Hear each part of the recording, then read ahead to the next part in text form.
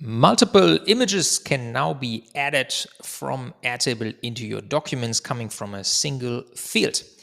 And I want to show you how in this video, so let's get started. So I'm in my Docs Automator account and I have this invoice demo here. And here you see the document template, and down here I have an image gallery. So I want to add some images down here into a placeholder. Substitute this placeholder with images. Previously, it was only possible to add one image, always the first image in your attachment array or your image array in Airtable. So you can see my images field here, and I have various images, and only the first one would have been taken. Now all of them will be printed in the document.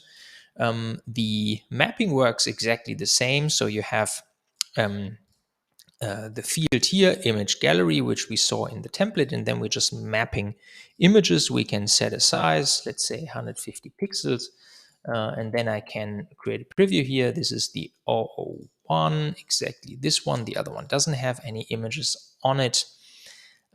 We wait a second, and there we go, and we can see, I'm going to expand this. We can see that these three images have been added. So the width parameter here applies to all of those images that are added.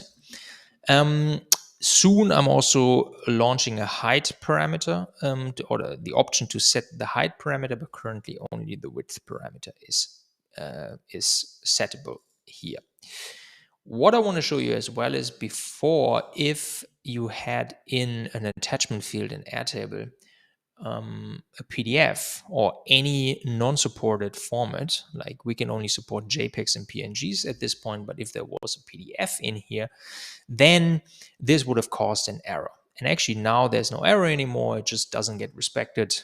So that's a bit of an improvement there. So should you have a field which you're using for various purposes, or you have various data formats being uploaded there, maybe WebPs, maybe what is it for iPhones, HEIC, these kinds of formats, then only the JPEGs and PNGs would get added. I want to include conversion at some point as well, but for now only PNGs and JPEGs are added.